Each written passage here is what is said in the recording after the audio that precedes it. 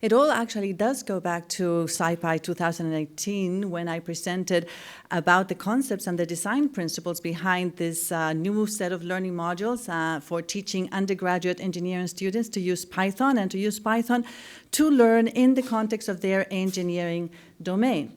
So you can find this, of course, on YouTube. And at that time, I also wrote a little paper that appeared in IEEE Computing and Science and Engineering in 2020, but you can find it on arXiv, of course. This is going to be the link to the arXiv preprint. And it explains the rationale of presenting computing to engineering students in context, meaning that instead of teaching programming by itself, the syntax, the data structures, the coding patterns, we are using coding as a tool for learning in the discipline. And the course materials are all open source, and they have permissive licenses, and we know that they have inspired other similar courses as well as being reused by other professors.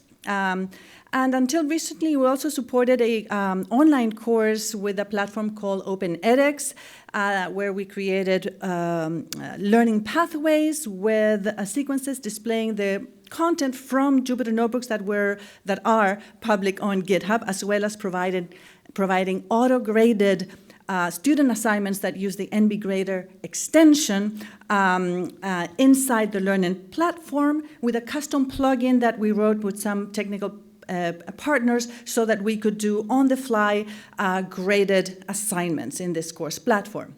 The key features of this course were that I mentioned it's open, so all the lessons are freely available for anyone to access, modify, and redistribute. The teaching is in context. We embed computing in a discipline, making it a tool for learning and thinking. That was my talk in 2018. The idea of writing something modular, so it's not a whole course, but a small set of stackable set of lessons that allows for flexibility on how they can be reused by other instructors, and also complemented by an Open edX platform online using Jupyter Notebooks that could be displayed in a learning sequence and with the auto-graded assignments. And this is just a quick video showing the platform, which I have taken offline just about a month ago because the AWS cost did not justify keeping it online. This is one of the courses. This is how it looked inside the platform. And then you would go to course. The course would show the materials. The materials existed, or continue to exist, on GitHub as Jupyter Notebooks. And here we're only displaying from the public Jupyter Notebooks rather than duplicating the content so that we don't have any duplication. We can do editing on GitHub, and there's the version control.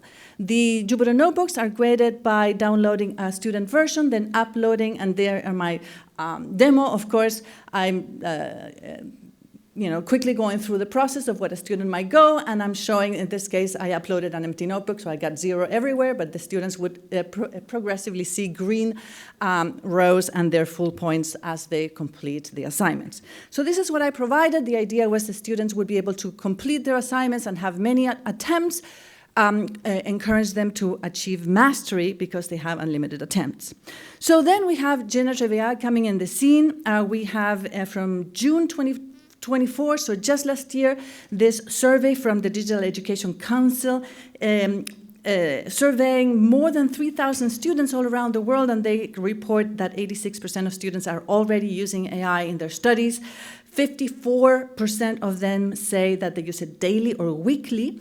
ChatGPT is the most often used, and 66% of the students report using it for information search rather than uses that we consider more appropriate for learning, for an LLM. So this is 3,800 students in more than 16 countries, and I'll have the live link on my slides. So this high adoption means that really now AI is a core infrastructure rather than a tool. We need, therefore, to boost AI literacy among students. We are not meeting student expectations at universities at this point. Of course, we have many concerns about student and faculty data being leaked to AI vendors, about the fact that consumer AI products are not designed for education, and, of course, some equity issues, meaning that some students can afford the pro plans and others cannot. So I built this tool, which is a platform that is able to use the commercial models via API, but on top we have an access that I can provide all of my students. And in addition to being able to use the models, it also has access to all of my course documents that I have added for this system to produce an embedding model and be able to use through retrieval augmented generation. So I work with some technical partners to provide this. They have worked with me in the Open edX platform as well. I've worked with them for more than 10 years. And they are now, they're IBL Education, IBL Studios. They have a studio in New York to do videos. And they also now have an AI branch and are building this platform, which has these features. The idea that you can upload lecture notes, syllabus in any format. It produces an automatic text embedding, and therefore the answers that are provided to the students will be grounded on the course materials. And in addition, we have no vendor locking, meaning that the instructor can now choose what LLM to use, and I could just add my API key for whatever AI model I want to use and pay as I go, which is, it turns out, much, much cheaper than the $20 per user or the ChatGPT EDU license that OpenAI is promoting for higher education. And also, as an instructor, I can experiment with different models, and depending on the course context, if an instructor is working in history, in philosophy, or something, maybe one model would be better than another. So you have full control via the settings of the choice of model and vendor to use. You can enter API keys necessary to interact with these models, and this is something that almost no vendor gives you at this time, no vendor lock-in, which is something I approve of. And I took this quote, the advice of an early adopter of looking at AI in education, the CIO of UC San Diego.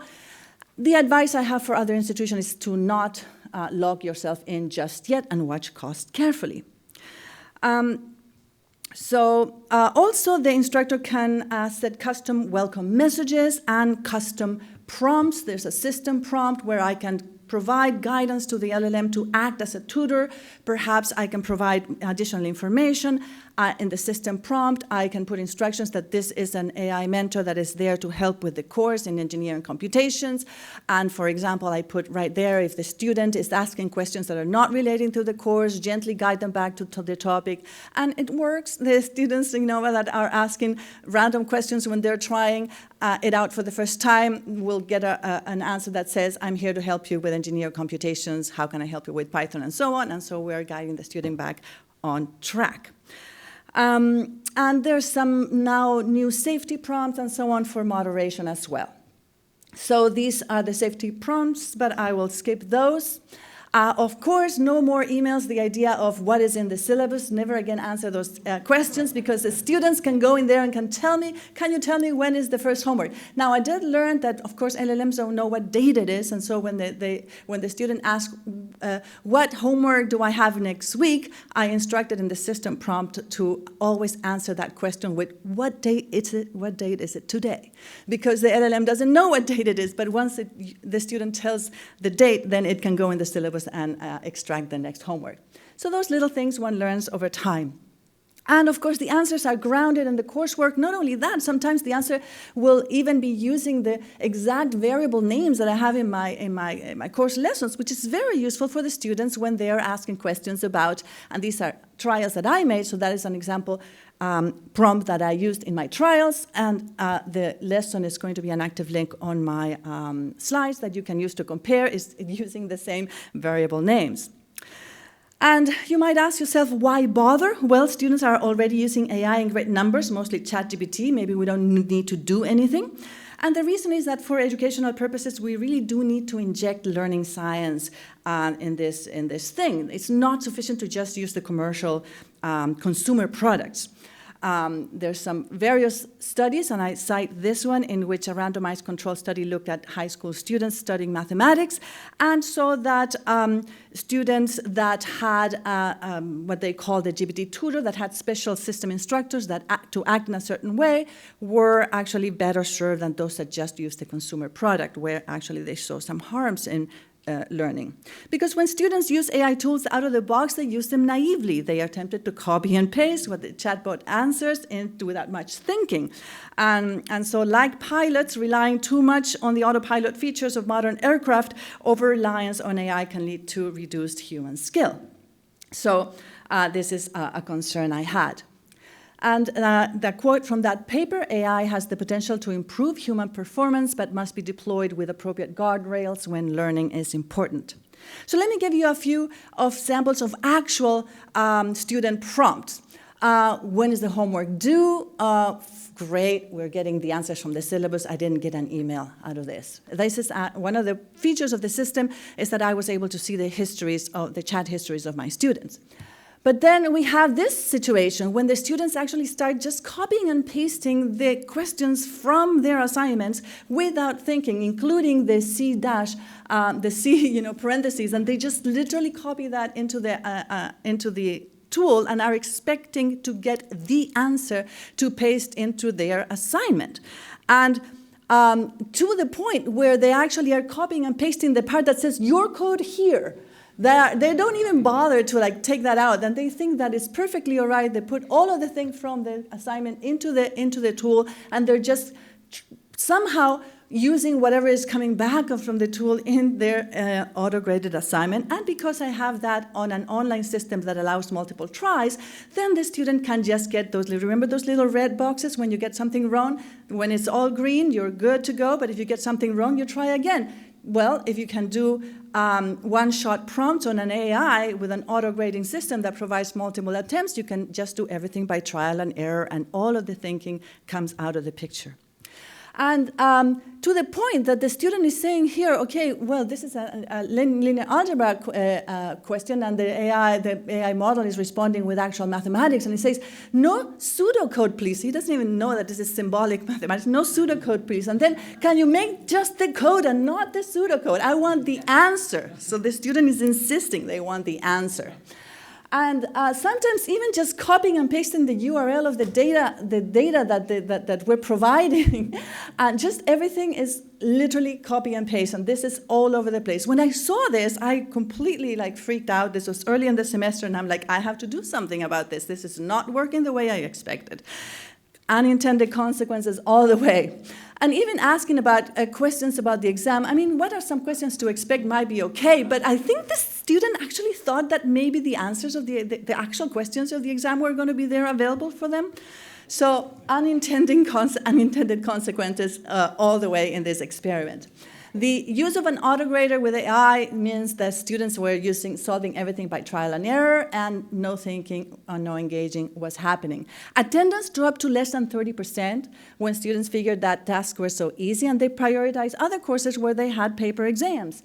And the class dynamics completely collapsed when I started trying to correct for this harm in learning and try to look for alternatives on maybe a more secured exam setting. And I expressed to the students, maybe I have to have an exam with no access to the AI, because we had the same system for exams as homework, but it was, of course, individual work in the classroom.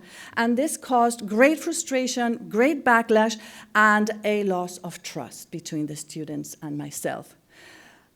And so what I also observed is that what was happening here, many instructors have already seen how over-reliance in AI can harm student learning. But what I also saw was that they were harmed by what is called the illusion of competence. This is a cognitive bias that has been well studied, and it leads a learner to overestimate their knowledge. And for example, when students hear a very clear lecture, they feel that they're learning, but in fact, when they go back home, they cannot do the homework because they couldn't remember anything, right? The lecture was presented by an expert, clear and well prepared. Listeners had this feeling that they understood, but in fact, they didn't. This is the illusion of competence. The illusion of competence is a cognitive bias that leads a learner to overestimate their knowledge, and then knowledge sits temporarily in short-term memory. Transfer to long-term memory does not occur without this process of forgetting, recall, and repetition, what we call desirable difficulty. in learning sciences. Passive techniques that students use all the time, like reading and highlighting, create disillusion. This is well known. Learners become overconfident and they stop studying prematurely. And then they expect a better result on the exams, and they're very frustrated to see that they're not getting those results that they expected. And the fact is that only active engagement promotes the deep processing necessary to overcome this illusion. So the assessment challenges we face is, do we present a secure exam? Well, my students completely panicked at the idea that we would have a secure exam setting with only whitelisted websites. This is what the computer science department decided to do at my university. And also, policing students really sucks. I'm not a cop. I really hate that cop shit with students. But what else, right? Remove the multiple attempts in the autograder. Okay, I did that. I decided that it would be one and done, at least in the exam. And that produced really poor results, despite the fact that they had the open web and AI, because they were already relying on this process of trial and error. Besides, it produced great student backlash. These were the worst student evaluations of my entire career. This is a 2.3/5 overall student instructor for the same course, same materials, same professor that a year or 2 years before was getting a 4.8 or 5 in student popularity rating, if you will. Why? We brought AI to the picture. I thought I was doing the right thing, but here's an anonymous student comment. AI has ruined this course. It makes the assignments extremely easy, and its availability makes her class easily ignorable by students. This is a student's opinion in the course assessment about what happened that semester. Banning AI use would drastically make this course more useful and fair. A majority of people would fail to be competent in the subject if AI were taken away. I would be. These are different. These are student responses after this complete failure of an experiment that I wanted to share with you. What happened? What are the lessons that I can learn? This was a frustrating, humbling failure for a professor with 20 years of accumulated experience in the classroom. I became frustrated, they became confused. How come I was telling them not to use AI when I provided an AI tool for the classroom? I told them they could use it. They were doing what I told them to do, they thought, but I did not expect them to one-shot prompt the whole way through and copy-paste. That's not the way I use AI, but now that I think about it, why would they do differently? These are first-year students. They're not self-regulated learners. They don't have the metacognitive skills to actually know when they're learning themselves. I should have anticipated this, but I was blindsided by it. So unproductive moods took hold of the classroom: impatience, anxiety, overwhelm. And what happens when you have these unproductive moods? These are blockers to learning. They're additional blockers to learning. And in addition, we have the problem of assessment validity. Now, a lot of the conversation about AI in education is focused on, one, the overhyped claims about its transformative potential, and two, the hand-wringing about cheating. But a reframing is needed to focus on the properties of the assessment rather than the behavior of the students. This is the validity lens. If an assignment depends on students not misusing AI, and we can't prevent them unsupervised to use it, then the assessment is invalid, simply as that. But at the same time, if we put them in a room like my computer science colleagues do with only whitelisted websites, their assessment now is valid, but they're not learning to work in a world where AI is going to be ubiquitous.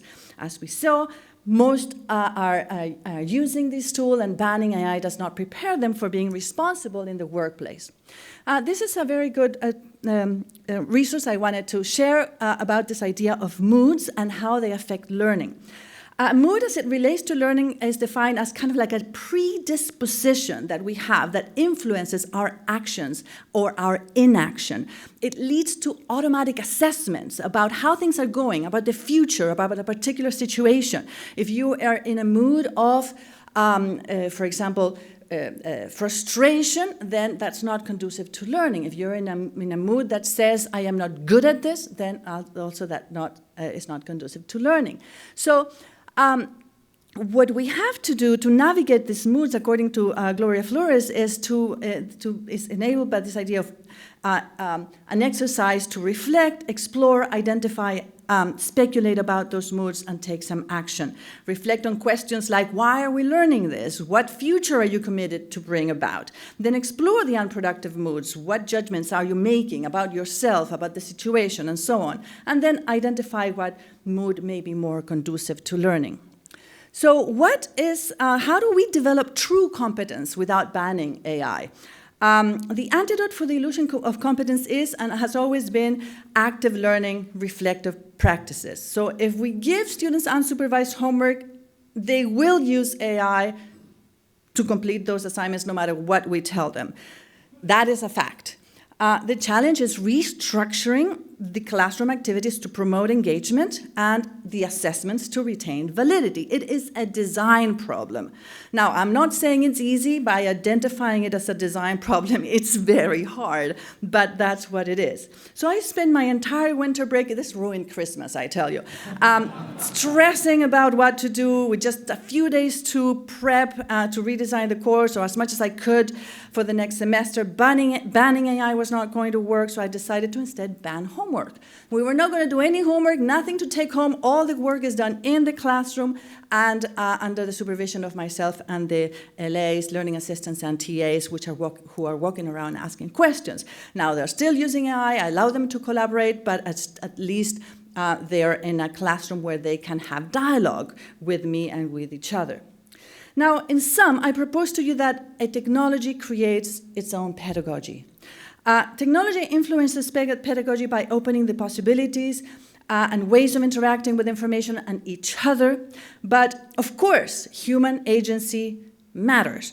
We don't want to take the stance of this hard technological determinism that views technology as the driving force shaping society and culture. But technology offers potential, and we have to leave the educators to adapt creatively to use it to enhance learning. So learning activities that we want to design for: guided exploration. Use the AI tool to map different approaches. Use it to explain code, not more than to generate.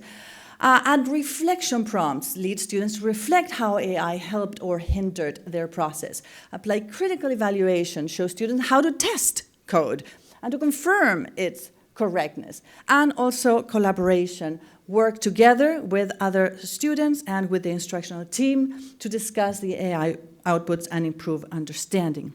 And in this, I am very inspired by a pioneer of early cybernetics, Gordon Pask. This is from the 70s, who said that learning occurs through conversations. A conversation in this context means for Gordon Pask, it involves the exchange between two participants where each participant is contextualized as a learning system whose internal states are changed through the course of conversation. This is very interesting. He wrote a whole book on conversation theory, and he suggests that learning is a social process where knowledge is made explicit through the interactions and through the exchanges between individuals. And it emphasizes that meaningful learning happens when people engage in dialogue, when they share perspectives, when they ask questions, and collaboratively construct understanding. Learning through conversation is not passive, it's active. So for Pask, what is the role of machines? Machines have a concrete role to play now. He said that human intellectual activity exists as part of a kind of resonance that loops from a human through an environment or apparatus back through to the individual. This is such an interesting idea. We resonate together in agreement or understanding, and the machine can be an amplifier in that resonance. Pask was an early thinker about computer-aided instruction, and he said that its role, the role of the machine, is to foster conversation which is coupled to a corpus of wisdom, and thus to increase the frequency with which moments of excellence can occur. Machines are an amplifier, but the machine interactions must be rich enough to maintain a dialogue. And that is what I had for you today. I'm very pleased to share my experiences, and it was humbling, but I am learning. I hope that you will take some notes and let me know what you think.